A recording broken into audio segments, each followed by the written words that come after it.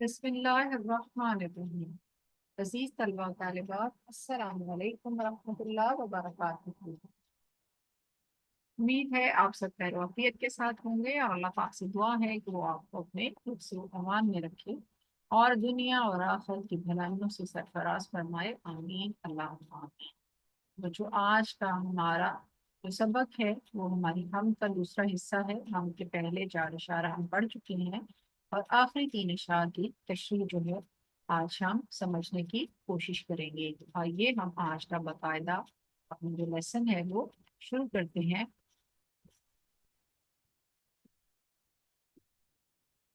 شعر پڑھتے ہیں۔ نظر بھی رکھے سماعتیں بھی، وہ جان لیتا ہے نیتیں بھی، جو خانہ لاشعور میں جگمگا رہا ہے وہی خدا ہے۔ تو بچوں یہاں پر سماعت سے مراد ہے سننے کی صلاحیت، اور نیت سے مراد ہے جو آپ کے انٹینشن، آپ کا ارادہ جو آپ کے دل میں ہوتا ہے، اور خانہ لاشعور جو کہ ہمارے انکانشیس مائنڈ کے اندر جو چیزیں موجود ہوتی ہیں، جو ہمیں سمجھ نہیں آ رہی ہوتی اس وقت لیکن ہمارے ذہن میں موجود ہوتی ہیں۔ تو اس شعر کی اگر آپ تشریح دیکھتے ہیں تو یہاں پر جو شاعر ہیں وہ اللہ تعالیٰ کی صفات کے متعلق بیان کر رہے ہیں۔ شاعر کہتا ہے کہ اللہ تعالیٰ سمیع اور بصیر ہے۔ سمیع سے مراد سننے والا، اور بصیر سے مراد بصیرت رکھنے والا، دیکھنے والا، یعنی کہ اللہ تعالیٰ ہمیں سنتے بھی ہیں اور اللہ تعالیٰ ہمیں دیکھتے بھی ہیں۔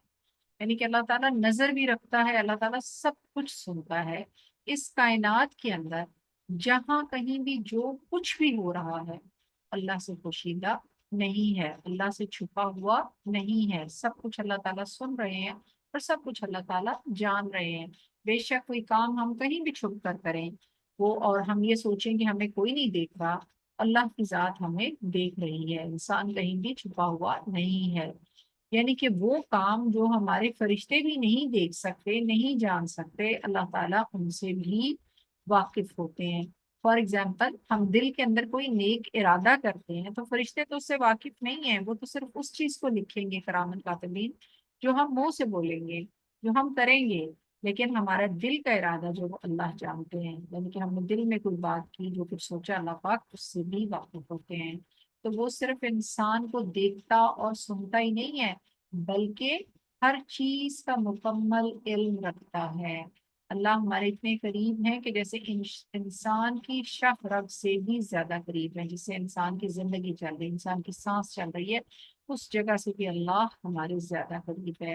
ہمارے دل کے اندر اللہ تعالیٰ کی ذات موجود ہے، ہماری ہر سوچ سے اللہ کی ذات واقف ہے، اور ہر عمل کو اللہ تعالیٰ جاننے والا ہے۔ اور نیز یہ کہ وہ صرف نظر ہی نہیں رکھتا، بلکہ انسان کی تقدیر، اس کے ماضی اور حال کے ساتھ ساتھ اس کے مستقبل سے بھی واقف ہے۔ اللہ کو یہ بھی پتہ ہے اس نے پاسٹ میں کیا کیا تھا، یہ پریزنٹ میں کیا کر رہا ہے، اور ان فیوچر اس بندے کے ساتھ کیا ہونے والا ہے۔ یہ ساری باتیں اللہ کو پتہ ہوتی ہیں، اور اللہ تعالیٰ حاضر کے ساتھ غیب کا بھی بھرپور علم رکھنے والا ہے۔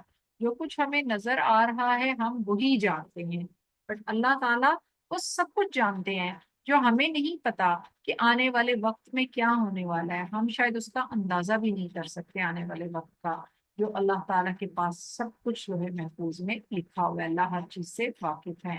اس دوسرے مصرے کے اندر شاعر کہتے ہیں کہ خدا انسان کو اپنے ہونے کا احساس ہر حوالے سے دلواتا ہے۔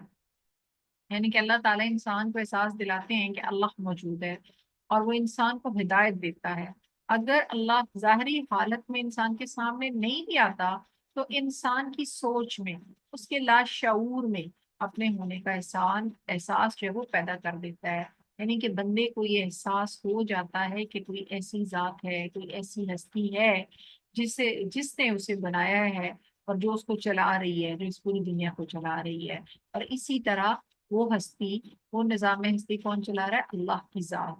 اور تمام کائنات کو اپنے ہونے کا احساس جو ہے وہ اللہ تعالیٰ کی ذات کی بنا رہی ہے۔ سب کو احساس ہو رہا ہے کہ کوئی رب ہے جس نے ان کو بنایا ہے۔ جیسے قرآن پاک میں ارشاد ہوتا ہے، ترجمہ کرتے ہیں، رات کے اندھیرے اور دن کے اجالے میں جو کچھ ٹھہرا ہوا ہے وہ اللہ کا ہے، اور وہ سب کچھ جانتا، وہ سب کچھ سنتا اور جانتا ہے۔ یعنی کہ بے شک کوئی رات کے اندھیرے میں کوئی چیز ہے یا دن کے اجالے میں ہے، جو کچھ ہو رہا ہے، جو کچھ ہو چکا ہے، اللہ پاک جو ہے ہر چیز سے واقف ہے، وہ سب کچھ سن رہے ہیں، سب کچھ جان رہے ہیں۔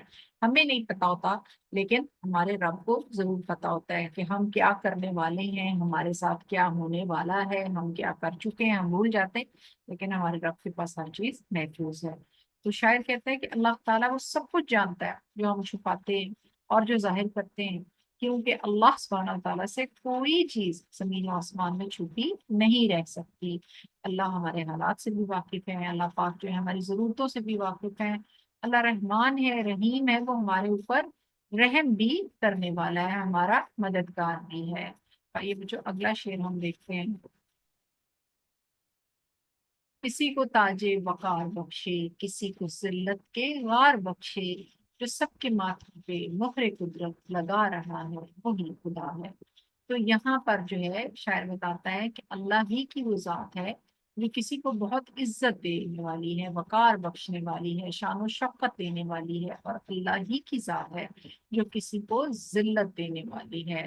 اور اللہ ہی ہے جس کے ہاتھوں میں پورا پورا نظام ہے، وہ جیسے چاہے انسان کے ساتھ معاملہ کر سکتا ہے۔ پہلے مصرے کے اندر شاعر کہتے ہیں کہ اللہ تعالیٰ کی عطا کے بارے میں، اللہ کی نعمتوں کے بارے میں بات کریں کہ اللہ جس کو چاہتا ہے بے حساب رزق عطا کرتا ہے، بے حساب نعمتیں عطا کرتے ہیں، اور اللہ کی قدرت کی کوئی حد نہیں ہے، کوئی حساب نہیں ہے۔ اور اللہ جب کسی کو عطا کرتے ہیں تو وہ صرف یہ نہیں دیکھتے کہ میں نے بڑے نیک لوگوں کو دینا ہے، بڑے پرہیزگار لوگوں کو دینا ہے۔ اللہ گنہگاروں کو بھی عطا کرتا ہے اور اللہ نیک لوگوں کو بھی عطا کرتا ہے۔ اور پھر اللہ تعالیٰ آزمائش بھی کرتے ہیں، اپنے نیک بندوں کا امتحان بھی لیتے ہیں، ان کو پرکھتے بھی ہیں۔ اور صرف یہ نہیں ہے کہ ظالموں کا امتحان نہیں ہوگا یا ان کے لیے مشکلات نہیں آئیں گی، بلکہ اللہ پاک ان کو بھی مشکلات میں ڈالتے ہیں، اور ان کے لیے بھی مشکل وقت آتے ہیں، بس تھوڑی سی ڈھیل ان کی زیادہ ہوتی ہے بنسبت نیک بندے کے، لیکن حساب کتاب سب کا ہونا ہے۔ اسی طرح سے سورہ آل عمران کے اندر اللہ تعالیٰ فرماتے ہیں وَتَعِزُّ مَن تَشَاءُ وَتَذِلُّ مَن تَشَاءُ، کہ اللہ جسے چاہتے ہیں عزت دیتے ہیں اور اللہ جسے چاہتے ہیں ذلت سے نوازتے ہیں۔ تو بات یہاں پر شاعر نے یہی الفاظ جو تین شاعر نے اپنے شعر کے اندر بیان کیے ہیں کہ خدا جسے چاہتا ہے عزت عطا کرتا ہے، چاہے وہ گنہگار اور نافرمان ہی کیوں نہ ہو۔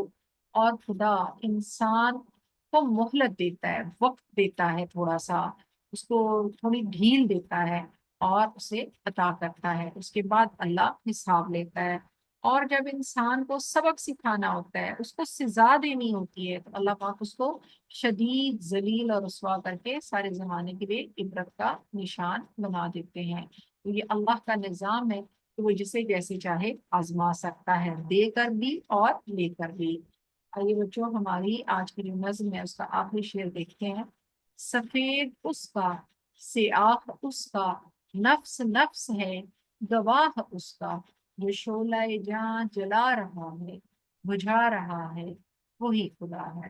یہاں پر ایک طرح سے محاورہ استعمال ہوا ہے کہ سیاہ و سفید کا مالک اللہ تعالیٰ ہے، یعنی کہ اس کائنات کے اندر جو کچھ بھی ہے سب چیزیں اللہ تعالیٰ کی ملکیت ہے، ہر چیز کا وہ خالق اور مالک ہے، اور وہی یہاں پر زندگی دینے والا ہے، وہی موت دینے والا ہے، اس کائنات اور انسان کو چلانے والی وہی ذات ہے۔ تو شاعر محاورات کے استعمال سے خدا کی قدرت کاملہ کو بیان کر رہا ہے۔ شاعر کہتے ہیں کہ سفید اور سیاہ محاورتاً تمام اشیاء کے معنی میں لیا جاتا ہے، یعنی کہ کائنات کی ہر شے۔ شاید کہہ رہے ہیں کہ کائنات میں موجود ہر ایک چیز اللہ کی پیدا کرتا ہے، اللہ نے کریٹ کی ہے، اللہ ہی ان کا خالق ہے، اللہ ہی ان کا کریٹر ہے، اور خدا کی ملکیت بھی ہے، اونرشپ بھی صرف اللہ کے پاس ہے، ملکیت اللہ کے پاس ہے، کوئی اور بندہ اس کائنات کی چیز کا مالک نہیں ہے۔ اسی طرح ہر ایک نفس، ہر ایک شخص اور ہر ایک جاندار کا ہونا خدا کے مالک، خالق اور رازق ہونے کی گواہی ہے۔ یہاں پر جتنے انسان ہیں، جتنے جاندار ہیں، پودے ہیں، درخت ہیں، جو بھی ہیں، جن کو جیسے رزق مل رہا ہے، جن کو جیسے تخلیق کیا جا رہا ہے، اس بات کی گواہی ہے کہ ان کو کوئی بنانے والا ہے۔ اور ہر ایک جان خود گواہی دیتی ہے، اس کائنات کے اندر جو بھی لیونگ تھنگز ہیں، جو بھی چیزیں نان لیونگ تھنگز ہیں، ہر چیز یہ گواہی دیتی ہے کہ مجھے جس نے پیدا کیا وہ مجھے پال رہا ہے، اور وہ کون ہے؟ وہ اس کائنات کا خالق اللہ ہے۔ تو جو آپ کا خالق ہے، جو آپ کا مالک ہے، جو آپ کا رازق ہے، اس کا آپ کے اوپر کیا حق بنتا ہے؟ اس کا حق یہ بنتا ہے بچوں کہ اس کی جتنی حمد بیان کی جائے، جتنی اس کی تعریف بیان کی جائے وہ کم ہے۔ اگر دنیا میں ہمارے ساتھ کوئی نیکی کا معاملہ کرتا ہے تو ہم 100 دفعہ اس کو تھینک یو کہتے ہیں، اس کا شکریہ ادا کرتے ہیں، بہت زیادہ اس کے شکر گزار بن جاتے ہیں، اس کے بہت اچھے ہمارے ساتھ تعلقات ہم اس کے ساتھ رکھتے ہیں۔ تو وہ مالک جو صبح سے لے کے شام تک نہ جانے کتنی نعمتوں سے ہمیں نوازتا ہے، سب سے پہلے ہمارے جسم کی کتنی نعمتیں ہیں جو ہمارے رب نے عطا کی ہیں، تو اس کی ہم بیان کرنا ہمارا سب سے پہلا فرض بنتا ہے۔ تو خدا نے صرف لوگوں کو اور جانداروں کو ماضی یا پاسٹ میں پیدا نہیں کیا تھا، بلکہ اللہ تعالیٰ آج بھی دنیا کو پیدا کر رہے ہیں، آج بھی نئی سے نئی مخلوق اس کائنات کے اندر موجود ہے اور آ رہی ہے، اور یہ کائنات کا نظام چل رہا ہے۔ اور اسی کائنات کے نظام کو، نظام ہستی کو چلانے کے لیے اللہ پاک دنیا کو زندگی دے کر اس دنیا میں بھیج رہا ہے۔ جب تک رب کا حکم ہے تب تک یہ نظام ہستی قائم رہے گا، تب تک یہ دنیا قائم رہے گی۔ اور ایک وقت مقرر پر جب آخرت کے دن کا وقت ہے کہ اس دن اللہ پاک جو ہے ہر چیز کو نیست و نابود کر دیں گے، تباہ و برباد کر دیں گے، اور اس دن حساب کا دن ہوگا جو کچھ ہم نے دنیا میں کیا ہے۔ تو یہ ایک حقیقت ہے کہ جو بھی اس دنیا میں آیا ہے اس نے یہاں سے جانا بھی ہے۔ کل نفس ذائقۃ الموت، ہر شخص نے موت کا ذائقہ چکھنا ہے۔ اللہ تعالیٰ نظام ہستی چلانے کے لیے جب چاہے کسی کو زندگی عطا کرتا ہے اور جب چاہے کسی کو موت کا ذائقہ چکھا دیتا ہے۔ خدا زندگی کے چراغ جلاتا بھی ہے اور بجھاتا بھی ہے، اور اگر اللہ چاہے تو بغیر باپ کے بچہ بھی پیدا کر دیتا ہے، اور اگر اللہ چاہے تو مٹی کے پتلوں کو پرندہ بھی بنا دیتا ہے، اور ہمارا رب چاہے تو لکڑی کے عصا کو سانپ بنا کر بھی زندگی دے دیتا ہے۔ یہ تمام معجزے، یہ تمام نشانیاں اللہ کی قدرت کی نشانیاں ہیں۔ وہ رب جو اس تمام کائنات کو، اس پوری یونیورس کو پیدا کرنے والا ہے، نہ صرف پیدا کرنے والا بلکہ چلانے والا بھی ہے۔ تو بچوں یہ ہمارے آخری 3 اشعار جو رہ گئے تھے ان کی تشریح آپ نے سنی ہے۔ اب آپ اس کو ویڈیو کو دوبارہ سنیں، سمجھیں، اور اس تشریح کو اپنے الفاظ میں لکھنے کی کوشش کریں، اور انشاءاللہ اس آنے والی ویڈیو کے لیے انتظار کریں، اور اس ویڈیو کو لائک، شیئر اور سبسکرائب ضرور کریں اس چینل کو۔ شکریہ۔